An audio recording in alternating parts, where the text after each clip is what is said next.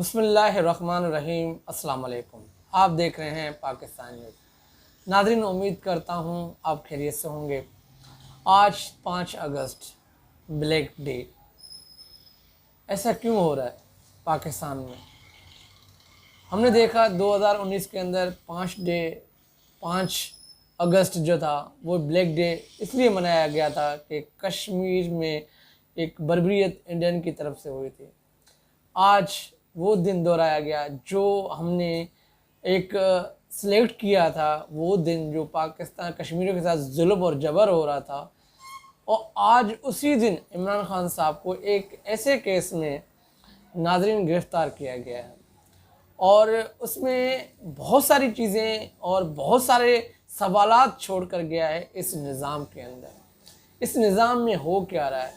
अगर आप हम तारीख उठा कर देखें, जब भी ये काम हुआ है किसी भी रहनुमा या किसी भी आप समझें कि सियासतदान के साथ जो हुआ है वो थ्रू ऑफ द अदलिया कोर्ट्स, ये इन्वॉल्व क्यों होती हैं? इनका असल काम इंसाफ देना होता है, ना कि उन लोगों को सपोर्ट करना या उन लोगों के लिए लड़ना। आप तारीख उठा कर देखें, जुल्फ़िकार अली भुट्टो हो, मोहतरमा बेनज़ीर भुट्टो हो, नवाज़ शरीफ हो और मज़ीद जो लोग थे,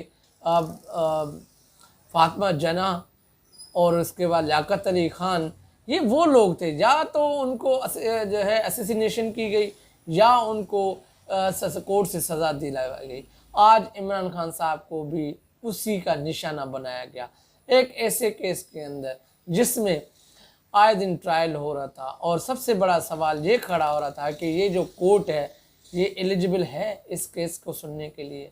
second time Islamabad high court ने कहा कि पहले तो ये दायरोकार समझ में आना चाहिए कि ये केस ये अदालत सुन सकती है नहीं सुन सकती।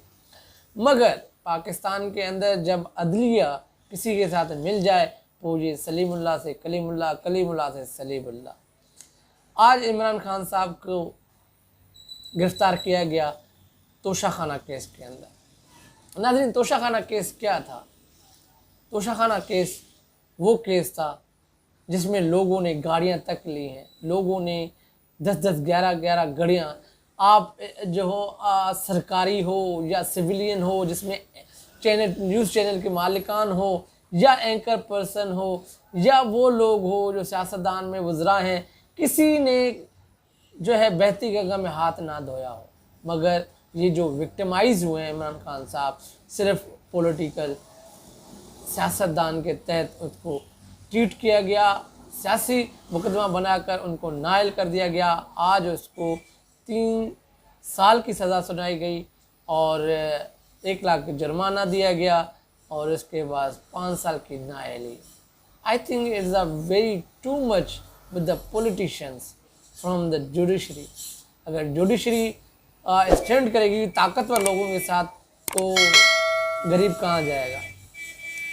अब अंदाज़ा करें इस चीज़ से नाजरीन के एक हाई प्रोफाइल केस के अंदर जिसमें इमरान खान साहब के साथ नामवर वकला, नामी वो वकला जिसकी फ़ीस गरीब आदमी सुनकर उनके कान खड़े हो जाते हैं, वो इंसाफ तक नहीं ले सकते। वो एक शख्स गरीब जिसको वो वकील के पैसे नहीं होते, वो इस जुडिशरी से क्या उम्मीद लगाएगा?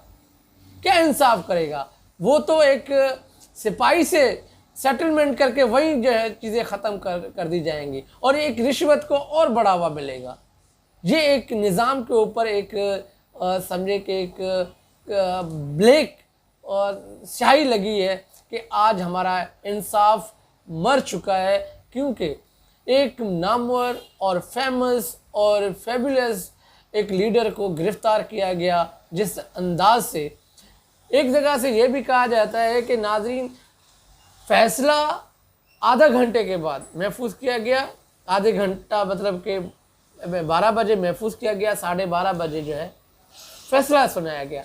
अब आप इन बिटवीन 30 मिनट्स के एक शख्स अंग्रेज़ी में फ़ैसला लिख रहा है तो उसको सोचने का टाइम कम से कम भी 1 घंटा होना चाहिए।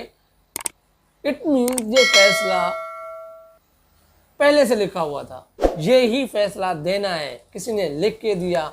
आज वो जज फैमिली समेत उड़ान भर के लंदन चले गए।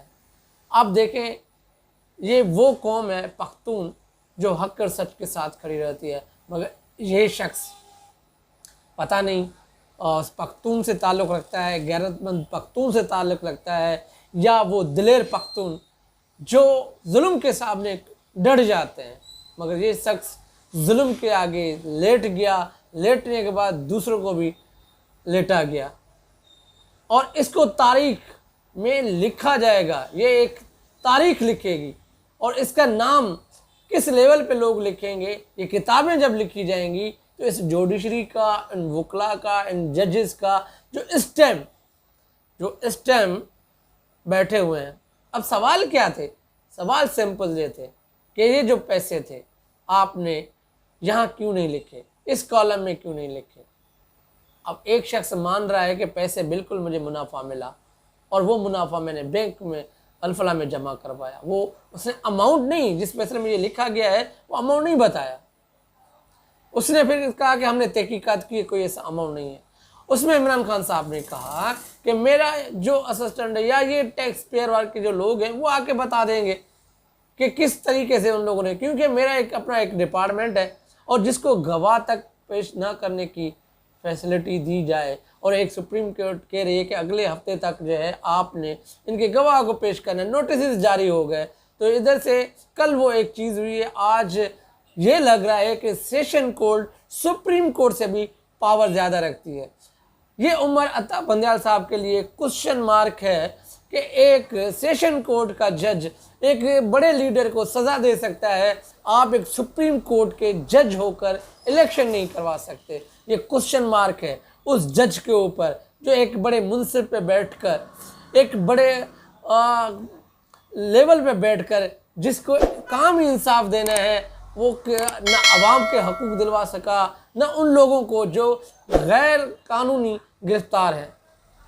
तो आज तोशाखाना में ये जो 11 जो है प्लान था, या 11 जो फील्ड बनाई गई थी, आज वो बराबर हो गई, पलड़ू बराबर हो गए। आगे क्या होगा?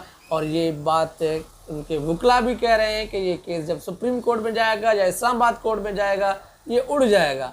मतलब ये था सिर्फ इमरान खान साहब को तकलीफ देना, but Imran Khan still stand against fascism government. इस बोगस निज़ाम के सामने खड़ा हो गया है, और ये अवाम भी उनके साथ खड़ी हुई है। सो पाकिस्तान के अंदर इस टाइम रूल ऑफ लॉ का बड़ा फुकदान है।